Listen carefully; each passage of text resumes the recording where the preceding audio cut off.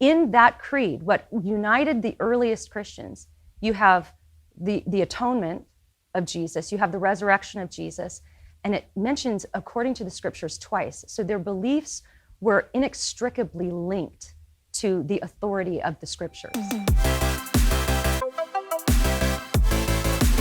You also make a distinction between progressive Christianity and historic Christianity. Yes. So why don't we talk about that a little? Sure. Well, I tried to find a word that would describe the opposite of progressive Christianity. So maybe we can define progressive Christianity, and then I'll kind of give you why I chose the word historic. It's not perfect. There's no perfect word to use. But so progressive Christianity is the idea that Christianity itself is progressing.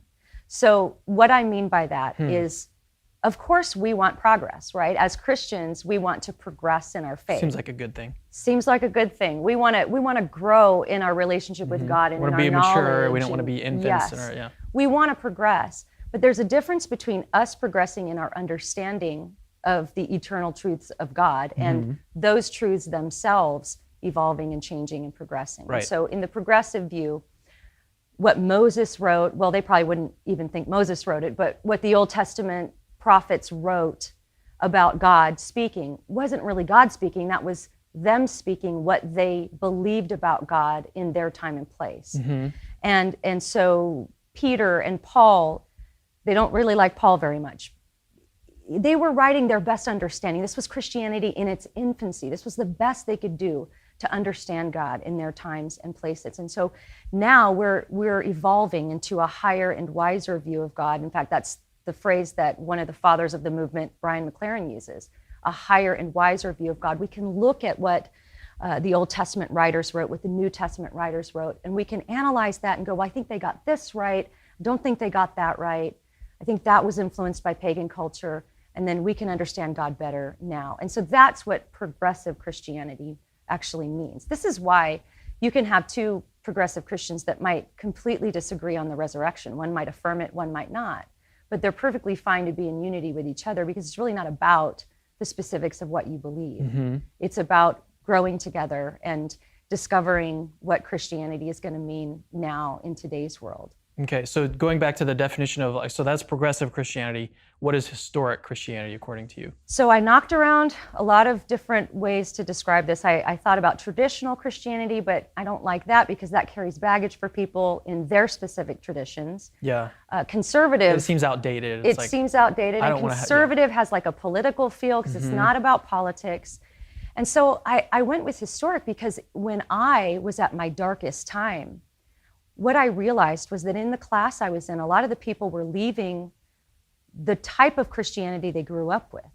And I thought, well, if I'm going through all this doubt about if what I believe is even true, I don't want to just reject what I was raised with. I want to make sure if I reject it, I'm rejecting the real thing.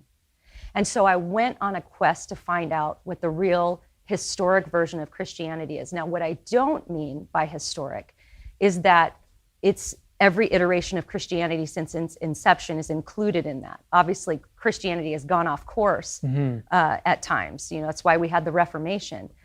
But when I'm talking about historic Christianity, I'm talking about starting with what it looked like in its earliest form. What did Christians believe? The earliest Christians. So here I'm thinking of like the what is it? The Apostles' Creed, the Nicene Creed. Is that what you're kind of referencing there? No, well, I mean, I affirm those, but I'm going earlier. In fact, I start with what's arguably the earliest creed in the Christian history, which is, we find it in 1 Corinthians 15, which was written years later, but virtually all scholars, from secular to atheist to conservative, all agree that this creed was written between 3 and 7 years of Jesus' resurrection. It's the creed that Paul records for us in 1 Corinthians 15. I know that some people even date it to within like a couple months after Yeah, the in events. fact, what's funny about that is some of the Jesus seminar guys who are even the fringe liberals will date it really, really early. And so we know, even Bart Ehrman, these skeptical scholars will say, this was the belief of the early Christians. Okay. Like, Paul didn't make this up. He recorded this. And so what you find in that creed is that Jesus died for our sins.